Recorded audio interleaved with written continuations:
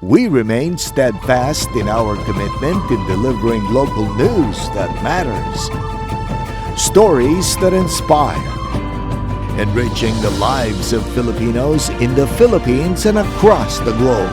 This is your GMA Regional TV. Buong puso para sa Pilipino.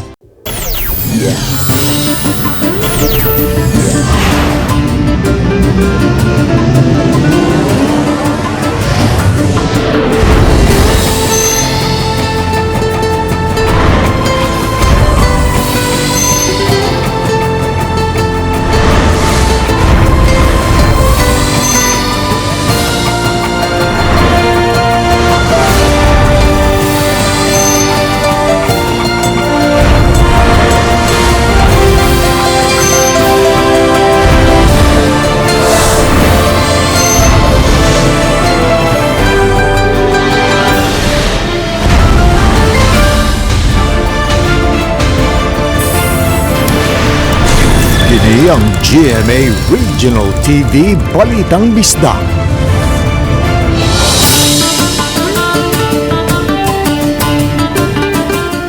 Mayong hapon, kini ang inyong GMA Regional TV Balitang Bisdak, ang bugtong kasandigan o kadangpan sa mga Bisaya. Ako si Alan Domingo. Nga maghatod sa labing dako ug mga nagunang balita nga mahinungdanon sa Central ug Eastern Visayas. Live din sa GMA Complex sa Dakbayan sa Sugbo, ako si Cecil Kibot Castro. Misaka na sa 116 ang natala na matay sa rapat nga landslide nga nahitabo sa miaging semana dito sa Baybay City sa Leyte. Presidente Rodrigo Duterte may bisita sa lugar ug misaad og tabang sa mga pamilyang naapektuhan. Ani ang report ni Nico Sereno. Nagpadayon gihapon ang search, rescue and retrieval operations sa lain-laing lugar sa Baybay City nga apektado sa landslide. Sa tala sa CDRRMO, 69 ka mga tawo ang padayon nga gipangita.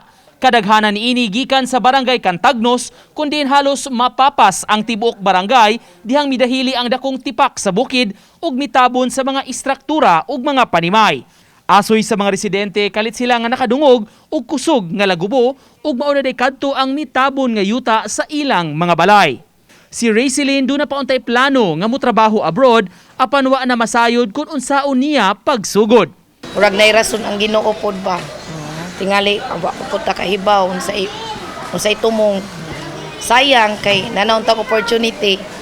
Pero back to zero na pod mi wa mi kahibaw. Sa karon wa pa mi kahibaw unsa amo asa mi una. Ang ko lang karon makarecover mi sa trauma. Bisan lisod, gitugyan na lang ngadto sa Ginoo sa lay minister nga si Diosdado Brazil ang nahitabo sa iyang pamilya. Dihang amo siyang nahinabi ni atong Miyerkules, missing pa ang iyang anak. Sa evacuation center sila mipuyo karon uban ang mga katagi barangay nga wala nay kapuy-an. Ngayon lagi nga ang Ginoo magi nakahibaw nung sa tanan amo toy salig jud ang atong kinabuhi ng dito niya. Kay si Jamal ang nagmugna, si Japon ang nagkuha. Nga naragyo na nga ito nga paglaong nga pugutang pagtuo na to sa Ginoo. Masalig yun ta. Matud sa mayor, delikado na kaayo kung pabalikon ang mga residente sa barangay Cantagnos. Maong karon pa lang nagplano na ang syudad sa kabalhinan sa mga residente bisan temporary shelter lang una. Hindi na pwedeng balikan doon dahil putik, no? Saka sigurado ko ayaw na nilang bumalik doon. No, dahil may trauma sila sa area. Na mahatagan og maayo nga kahimtang ang atong mga kaigsuonan in spite to what happened. So right now, as ways forward ni Baybay with all of this na mga challenges is unsaon nato pag-relocate. Sa katapusang ihap sa Baybay CDRRMO, hangtod karong udto, miabot na sa 120 ang namatay sa trahedya. Labing daghan niini gikan sa barangay Cantagnos mismo. Ang ubang mga namatay, wala pa nailhan, maong miumol na og team alang sa management of the dead and missing. Samtang ang uban nga mga namatay, nga una nang gipanghaya sa barangay gym, gilubong na ni adtong weekend. Ang LG ang mihatag og lungon ug lubnganan. Kagahapon, nakigtagbo ang mayor sa kadagkuan sa usa ka sementeryo kay nahurot na ang bakanting panteon sa Memorial Park. Samtang niadtong Biyernes Santo, personal nga gibisita ni Presidente Rodrigo Duterte ang probinsya. Nag-aerial inspection siya aron makita ang kalapad sa danyos nga mugna ni Bagyong Agaton. Gipangumusta sab niini ang mga biktima, labi na katong atua pa sa ospital ug bisaad nga tabangan sila sa gobyerno. Malangan-langan man kuno apan gisaad sa presidente nga patukuran og balay ang mga naapektuhan. So kamo na nga igo og napinsala badag balay. Matagaan yun mo. Pero it would be a long process. Dili basta-basta nga. Diya dahil milagro.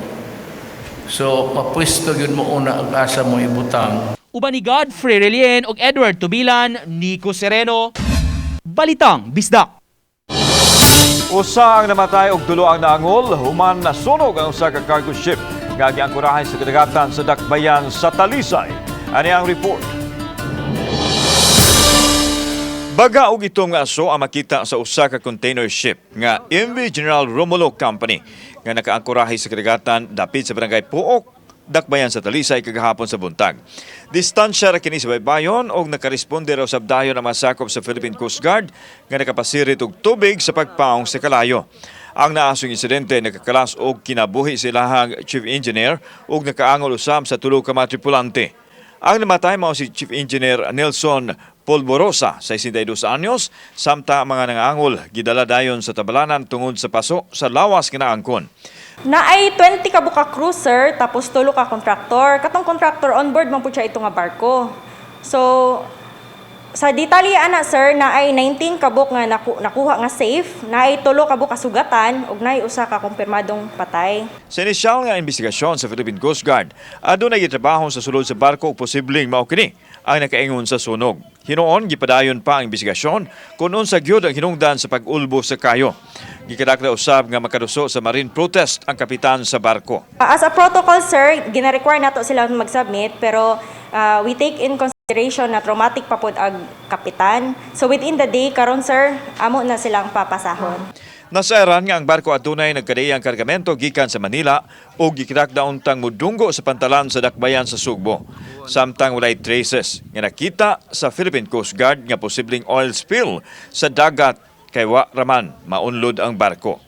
Kauban si Clover Lumayag, ako si Alan Domingo. Balitang Bisdak. Human sa duha ka tuig sa pandemya, subling nasaksihan ang nilawas nga pagsugat sa Pasko sa pagkabanhaw sa mga simbahang Katoliko kagahapong adlaw. Samtang gihulagway sa kapulisan nga nagmalinaw ang pagtimaan sa Semana Santa. Ani ang report. Alas 3 pa lang sa kadlawon, ipahigayon ang prosesyon sa mga imahen sa Cebu Metropolitan Cathedral diin nagsugat ang imahen sa Kristong Hari ug ang imahen sa mga Birhen Maria.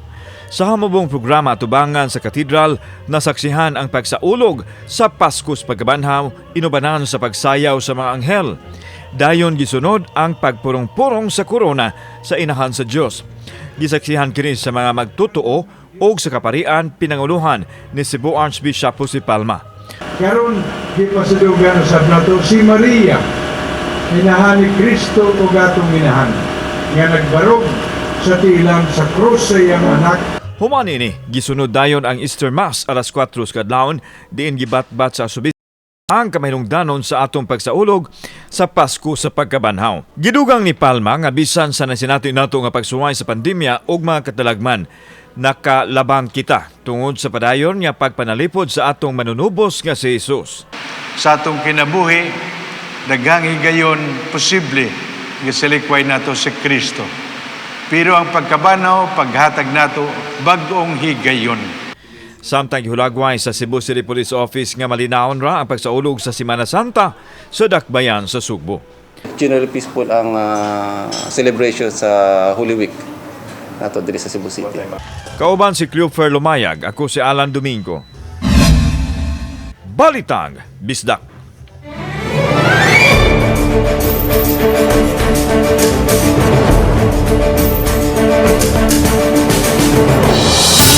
Gatotsan ka mga naglangkob sa Electoral Board sa Talisay City.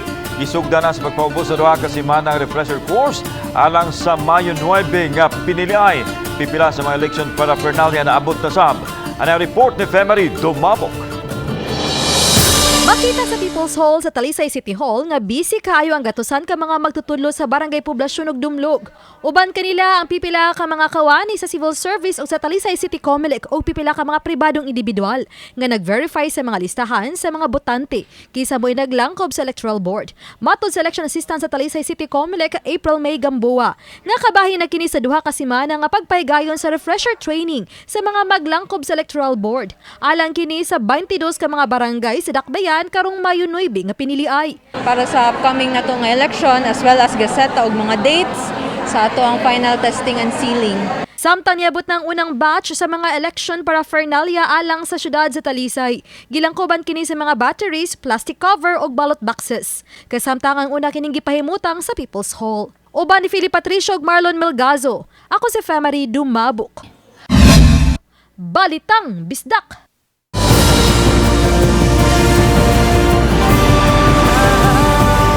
Kini ang GMA Regional TV Balitang Bisdak.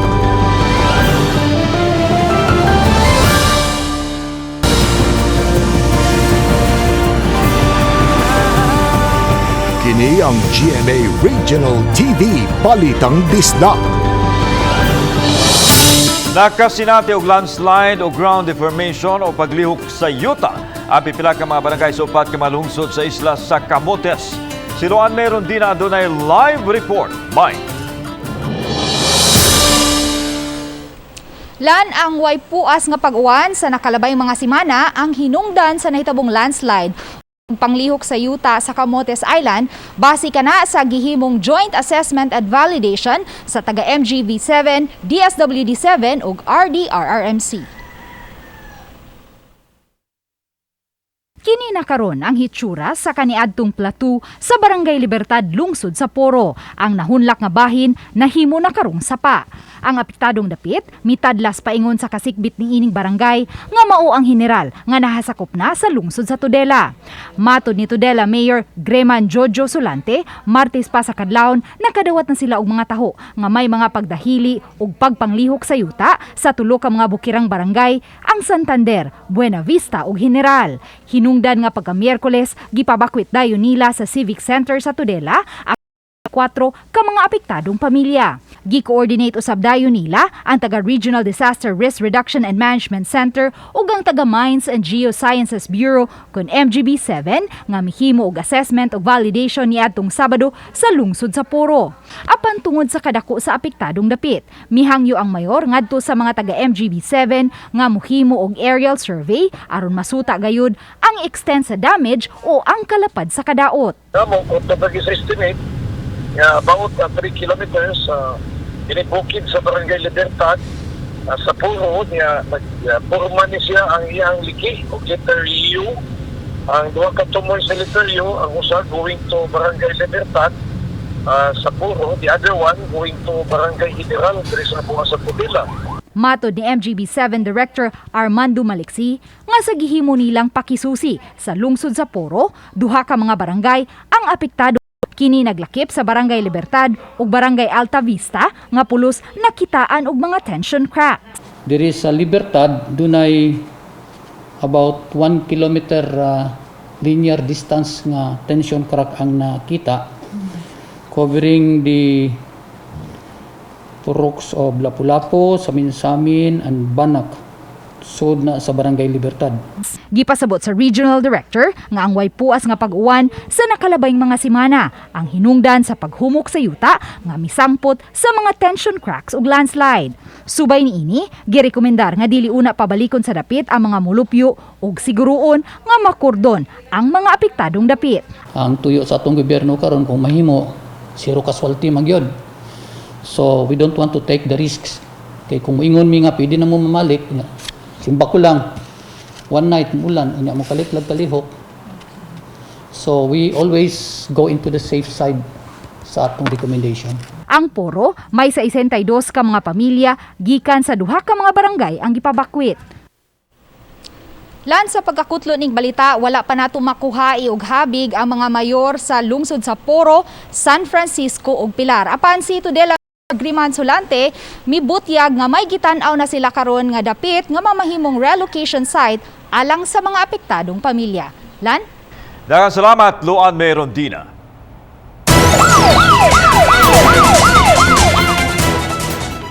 Magtiayon nga gitudlog responsable sa budol ug salisi sa dakbayan sa Talisay na sikop. Giingong pamilya ni ini nalambigit sa sindikato sa pagpangilad. Ini ang report ni Femery Dumabo. Magtuo ka nga mga gibaligya kining nagkadiyang pitaka og shoulder bag nga makita nining lamisa. Apan mga kabtangan de kini sa mga biktima sa salisi og budolgang. Ang mga butang nasakmi sa Talisay City Police dihang nasikop ang magtiayong Velbeth og Warren Fernandez. Nasikop sila nitong Webes Santo sa ilang panimay sa lungsod sa Katmon. Nunot sa hot pursuit operation sa Talisay City Police. Sila ang gitudlo nga mga suspect sa duha kapag pamiktima ni turang Webes sa buntag. Kini si Velbeth, kining family nila is notorious na gini sila nga budol-budol gang. Sa na-identify sa mga victims, 5 ni sila and duha lang ang ato ang as of now, duha ang arrested. Sa pagkasikop nila ni Velbeth og Warren, nasuta nga usa sila kapamilyahang nalambigit sa pagpangilad nga naglihok sa Metro Cebu. Ipasaka karong hapon ang kasong 2 counts of estafa and swindling. Samtang gipangita usabang ilang mga kaubanan. Ang duha gingong sudog gawas na sa prisuhan gumikan sa maumatang sa kaso. Gani doon na pa sila 5 ka pending nga estafa ug swindling cases sa ubang dapit sa nasud. Posible nga napani sa ubang areas if naapay mga nabiktima sa laing areas, pwede sila mo visit diri sa station, mo cooperate. Uban ni Philip Patricio, ako si Femery Dumabok. Balitang Bisdak. 5 pa lang ka mga public higher education institution, samtang 23 ka mga private higher education institution ang nakasugod sa ilang limited face-to-face classes. Si Femery Dumabok sa report.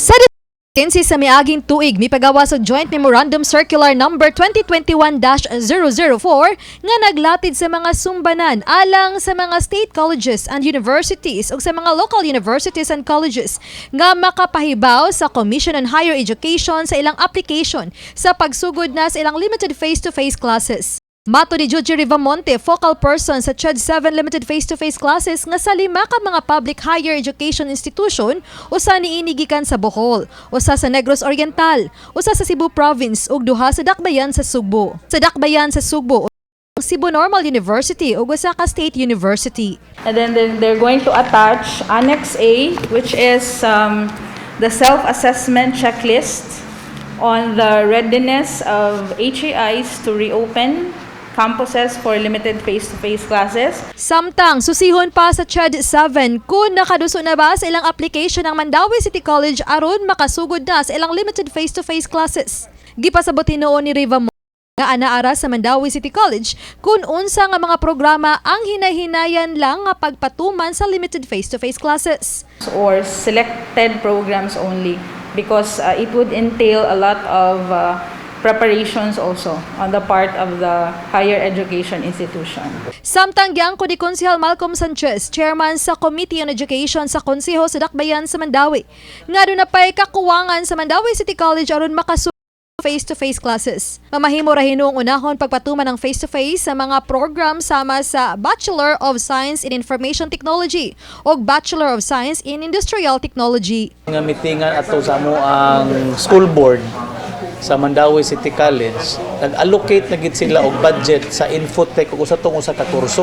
Usa sa nalatid nga lagda sa Joint Memorandum Circular mao ang pag-retrofit kon pag-usab sa classroom aron masubay ang social distancing sa mga tinun-an nga motambong sa face-to-face classes. Gihimong rekisito na usab sa CHED 7 ubos sa JMC Memorandum Circular nga ang motambong sa mga klase na bakunahan na. Oba ni Godfrey Rilien, ako si Femery Dumabok.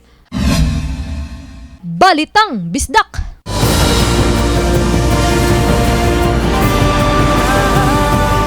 Kini ang GMA Regional TV Balitang Bisdak.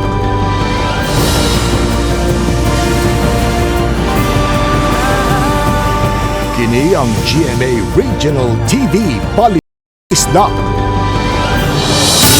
Aron mas sigurong dili matintal ang kapulisan sa Lapu-Lapu sa online gambling, partikular na sa isabong Lapu-Lapu City Police Office Director Police Colonel Arnel Banson. Misusi sa cellphone sa mga personnel nini kung na doon na ba'y isabong app Gihimo sa City Director ang surprise inspection sa mga cellphone sa mga personnel pasado alas 8 ganina buntag atong sa flag raising ceremony. Kawas nini, gipamonitor usab sa City Director ang mga betting station kung may mga PNP personnel ba nga misalmot. Si PNP Chief Junardo Carlos una nang niluwat og direktiba nga nagdili sa mga PNP personnel nga malambigit sa online gambling sama sa isabo.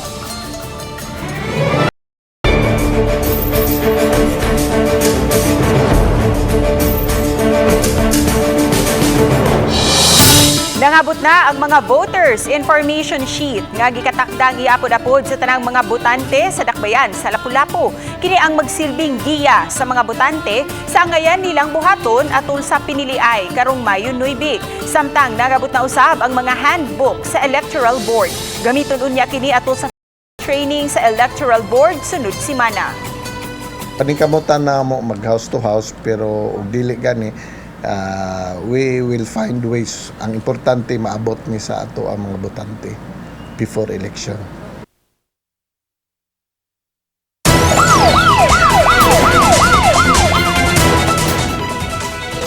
Gitumbok na notorious nga mga lungkabay ug sakyanan o basag kutsi sa Dakbayan Sugbo nadakpan sa kapulisan.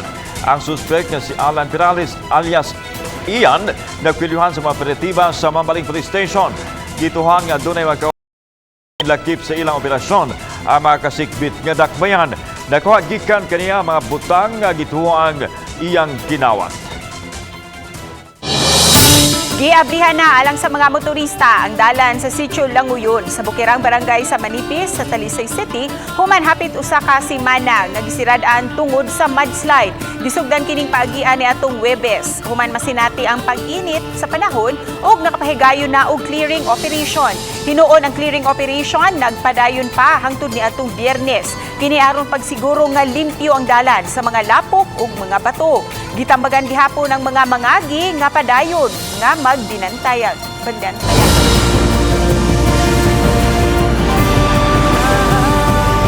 Kini ang GMA Regional TV Balitang Disda.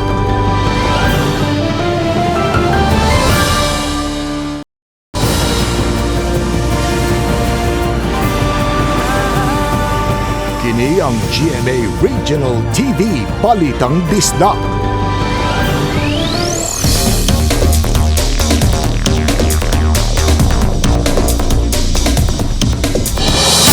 Problema sa tubig baday na sinati karon sa Baybay City sa Leyte. Human naguba ang mga tubo silang water provider. Ang report ni Nico Serino. Bisan sa kataas sa pila, nagkugi kini mga residente sa Baybay City paglinya makasawd lang og tubig. Sukad miigo ang bagyong Agaton na apektuhan ang koneksyon sa tubig sa Baybay City Water District maong walay kung parte sa dakbayan. Ang mga residente nagsalig na lang sa rasyon nga regular nga gihatod sa ubay-ubay nga mga water tankers gikan sa BCWD, mga private suppliers ug bisan fire trucks. Lisod man apan gikinahanglang magsakripisyo kay importante kaayo ang tubig. Jud kayo sobra. Walay mainom, walay ligo, walay pangdunag.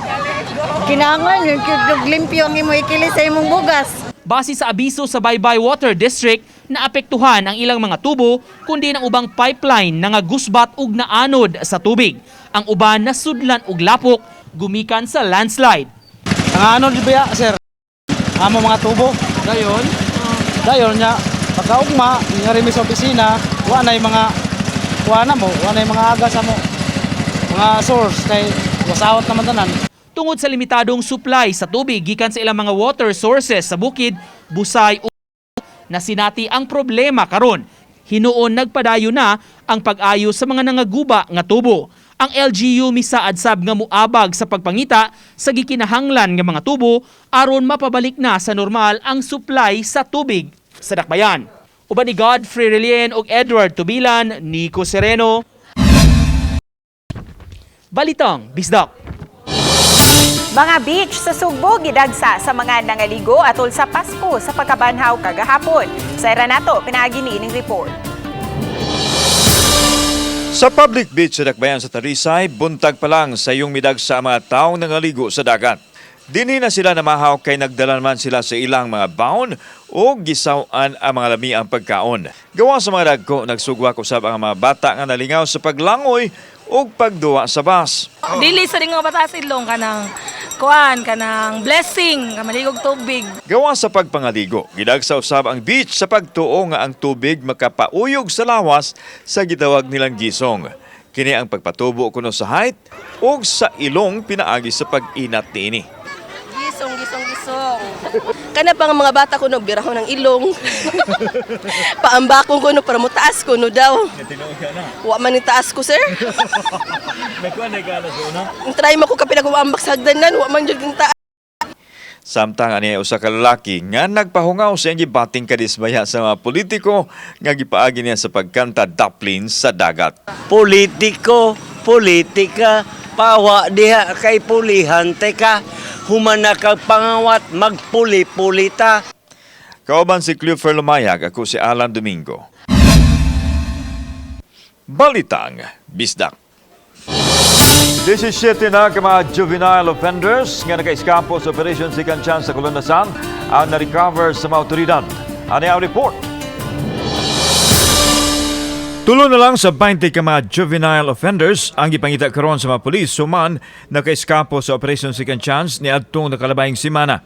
Giawhag ni Police Lieutenant Colonel Ryan Divaras, Deputy City Director for Administration sa Cebu City Police Office, nga na-recover na ang 17 ka mga batanon kinsa nalambigit sa mga krimen. Natultulan sila sa ilang mga Pinoyanan o may kooperar mausab ang ilang mga ginikanan. You should turn them over to us and team back in Operation Second Chance for them to be makabalik sila sa ilang normal nga situation. Renewed sila dito. Samtang gibutyag ni Divaras nga gitugan sa mga offenders nga anong ni-eskapo sila. Allegedly, no, marag na sila katong personnel dito nga marag nasuko sila kay permi ko na sila kasaban. Mutuyo sa karason nga ilang kuan. Wala sa kagwanta. Wala sila kagwanta, no. Samtang ipasalig sa opisyal sa nahabiling mga ni-eskapo nga luwas ra sila kung mubalik sa pasilidad. Kauban si Cleofer Lumayag, ako si Alan Domingo. Balitang Bisdak. Malampuson ug malinaw ng pagsaulog sa Semana Santa sa Dakbayan sa Talisay. Hinuon adunay nasikop nga mga nalambigit sa pagpangilad ug ilegal nga drogas. Ani ang report ni Femery Dumabo. Bisan kun halos nagsugwak sa mga manimbahay ang mga simbahang Katoliko sa Dakbayan sa Talisay ug libuan ang nikuyog sa prosesyon atol sa Semana Santa. Apan nagmalinawon ra ang tanang kalihukan sukad nitong Huwebes hangtod gahapon. Way natala nga krimen ng Talisay City Police may kalabutan sa mga kalihukan. Apan doon ni mga nadakpan sama sa tulo kag ilang mga mamaligya ay illegal nga drugas. Usa ni ini mao si Lyndon Rigner, tricycle driver, kinsa nasakmitan og bubalor sa 68,000 pesos nga illegal nga drugas ug nakuhaan usab og usa ka .38 revolver. Nasikop usab sila si Ralph Logo o Granny Rondina nga giilang street level individual. Nasakmitan ng duha og mobalor sa 136,000 pesos nga ginadili nga drogas og 9mm revolver. Pag-secure sa Semana Santa, ito sa successful observance of Holy Week. Wala tay incidents, untoward incidents. Samtang mato di kabalyes nga gitutukan na nila karon ang pagsiguro sa kahapsay ug kalinaw sa maabot nga piniliay. Ingon man ang mga kalihukan sa summer vacation kun sumvak diin sagad mahitabo ang nagkadiyang krimen sama sa kawat. Maong giplatsada na sa nagkadiyang establishmento ang mga tarpaulin diin napatik ang mga pahinumdom unsaon paglikay nga mabiktima. Samtang subsob na usab ang pagroving sa kapulisan sa bisang asang dapit sa syudad. Oban ni Philip Patricio, ako si Femery Dumabo. Balitang Bisdak. Hugot nga seguridad ang ipatuman sa dakong political rally karon diha sa may South Road property sa Dakbayan, Sugbo. Suma ni Police Lieutenant Colonel Ryan Divaras nga 400 nga mga pulis uban ang mga force multipliers ang ipakatap sa venue karon. Kini aron masiguro nga malikayan ang posibleng pagtumaw sa mga kagulian. Gawas pa nakasumiter na usab sa ilang security plan ang event organizer. Gipanglandawan sa police official nga maabot sa 400,000 ang mutambong sa nasoing kalihukan. Appealing to the people who will be attending the activity that as much as possible they will bring with them any backpacks or bags because it will take us time to inspect. Miabot niya itong Miyerkules ang mukapin sa 1,000 nga vote counting machines, batteries ug dugang ballot boxes alang sa Negros Oriental ug Siquijor. Sakay sa barko gidawat sa COMELEC ang naka-container van nga mga election paraphernalia nga diha-diha gida sa warehouse diin kini temporaryong hipuson. Gisaksihan ang proseso sa mga opisyal sa Diocese Electoral Board nga gilangkuban sa PPCRV ug NAMFREL sa Negros Oriental. Duna say mga pulis nga gipabantay aron masiguro nga luwas kini hangtod sa adlaw sa eleksyon. Suma sa COMELEC, 1,471 ka mga vote counting machines ang naka-allocate alang sa Negros Oriental ug 162 usab alang sa Siquijor. Samtang 667 ka mga dugang nga ballot boxes ang alang sa duha ka probinsya kay nakuha nga ng unang miabot nga supply. Gipanghatod na kaganiha ngadto sa mga syudad ug kalungsuran ang mga vote counting machines ug kaugalingong mga batteries niini. Unang gihatdan ang mga dapit nga labing layo gikan sa Dumaguete City ug ang matag truck adunay nag-escort nga mga pulis ug sundao. Ang pagpanghatod sa mga VCM mo'y nagsilbing dry run sa paghatod unya sa mga official ballot sa Mayo 2 ug 3 aron andamo na lang sa final testing and sealing sa Mayo 5. Pipila ka adlaw una pa ang piniliay sa Mayo 9. Inanay nang nabatyagan ang pagbalik sa normal nga kalihukan sa mga tao atol sa Semana Santa. Si Chelo Valiana sa report. Sa Miyerkules Santo, gibalik na ang pasos sa St. Thérèse sa lahog nga naa ang mga imahen nga naghulagway sa kasakitan ni Hesukristo. Sa Huwebes Santo, mao'y formal nga nagtapos sa Kwaresma ug may unang adlaw sa Triduum. Sa Cebu Metropolitan Cathedral, gisaulog ni Arsobispo sa Subo Jose Palma ang The Last Supper Mass kun ang misa sa katapusang panihapon. Usa ka ritual mao ang paghugas sa tiil sa mga apostoles nga ang mensahe nagpadayag sa pagpaubos ug pag-alagad. Sa iyang wali nang hinaot si Palma nga ang mga butante mangita og utingkayon ang kamatuoran aron makapili sa saktong mga kandidato. Sa pagka-Biyernes Santo, sa ikaduhang adlaw sa Triduum, gisaulog usab ang adlaw sakit gilansang si Kristo sa krus. Niining adlaw gipasidunggan ang krus diin namatay si Jesus. Sa katapusang adlaw sa Triduum, sa Sabado Santo, gibindisyon na ni Palma ang bagong kayo nga mao'y gigamit pag-iwag o pagdagkot sa mga kandila sud sa simbahan. Mga simbolismo kini sa kahayag nga gidanag sa nabanhaw nga Kristo. Gibindisyonan usab ang tubig nga mao'y nagsilbing holy water kun bindita nga mao'y gigamit pagbindisyon sa pagbag-o sa bunyag atol sa Easter Vigil Mass. Uban ni Clans Gabutin, Chelo Valiana, Balitang Bisdak.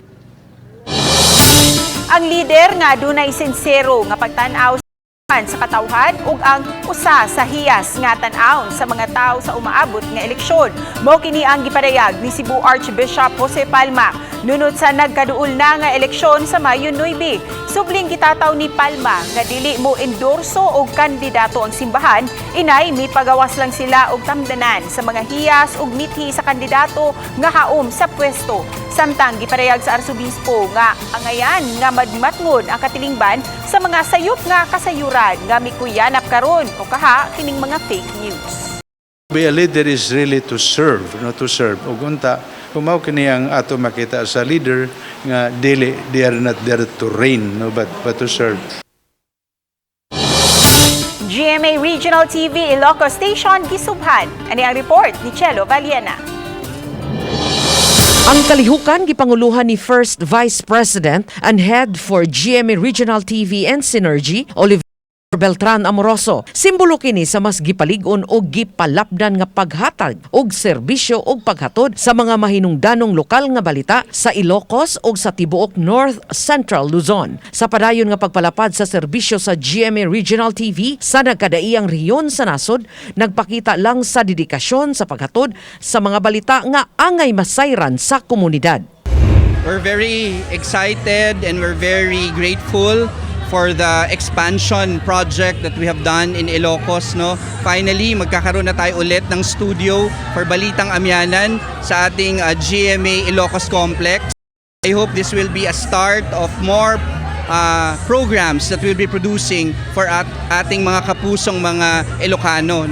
Matod ni Station Manager Sheila Medina, ang pagpaligon sa GMA Regional TV Ilocos magbukas sab og mga oportunidad alang sa mga Ilocano. Ko na napakalaking responsibilidad ito na mag-manage ng isang stasyon. Not only covering Ilocos, but Ilocos Norte, Abra, up until Batanes. So napakalaking area nun. And very exciting on my end kasi challenge yun eh. Para sa akin, natutuwa ako to be able to contribute also to the network and also share my passion. But most importantly, learn from each and every one of you, especially kay Sir Oli. Nunot sa pagbukas sa GMA Regional TV Ilocos, atangi ang mas komprehensibo, mas gipalapdan ug mas mahinungdanong pagbalita ilabi na sa umaabot nga eleksyon. Kaysa GMA Regional TV, local news matters. Chela Valiana, Balitang Bisdak. Sa usa ka simbahan sa City of Naga, gipahigayong ang Live Station of the Cross o gidugo kini sa mga parokyano. Kaya napaubos naman sa quarantine restriction, daghan ang likuyog sa mga pasundayag nga naghatag og kinabuhi sa nagiang kasakit ni Jesucristo. Gihimo kini sa Pastoral Youth Council sa Our Lady of the Holy Rosary Parish sa Barangay Tuyan. Samtang Carcar City Police Station nagpasiug na usab og Easter egg hunting. Diin usa ka libo ka mga bata ang misalmot. Gihimo kini sa plaza tubangan sa batan sa Carcar Police ug City Hall. Gipaniguro hinoon nga nasunod ang minimum health protocol. Samtang giulagway sa kapulisan sa Naga ug Carcar nga malinawon ug nagmanampuson ang mga kalihugan sa ilang lugar. Aduna sa nasikop ang Carcar Police nga 11 ka mga taong nalambigit sa tigbakay ug sa usa ka pagpamaligya sa ginadiling drugas.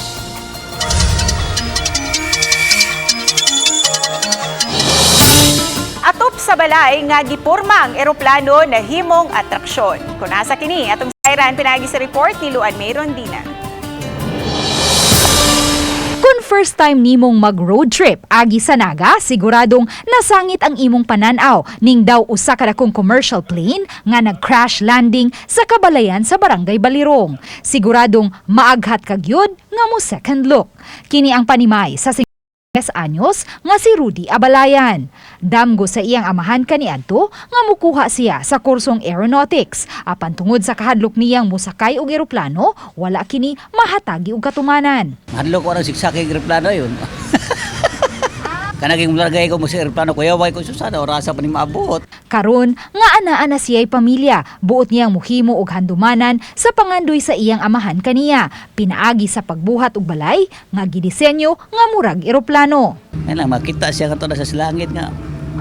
Nabor sang malipay po siya siguro sa tumoto takibalo, malipay ba kasi siya. Kay mechanical engineer ang kurso nga iyang gikuha, siya mismo ang midisenyo niini ug gipatrabaho lang niya sa usa nga taas na og kasinatian sa pagbuhat og mga balay. Kung makapahingangha ang atop sa iyang balay, di usab magpabiya ang talan-awon ug ang mga dapat sulod sa iyang panimay nga iya mismong ideya.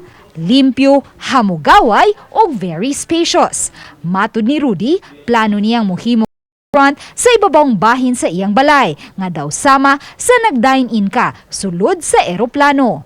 Uban ni Marlon Melgazo, Luan Merondina, Balitang Bisdak. Daghang salamat sa mga kapuso nato apilang na sa gawas sa nasod nga nagkisayod sa mga dagko ug mga nagunang balita sa rehiyon. Ug ikan dinhi sa Central ug Eastern Visayas, ako Domingo. Ang inyong balita, ang among balita kay matag lokal nga balita mahinungdanon. Kini ang inyong GMA Regional TV Balitang Bisdak. Buong puso para sa Pilipino. Ako si Cecil Kibod Castro ug mayong hapon mga kapuso.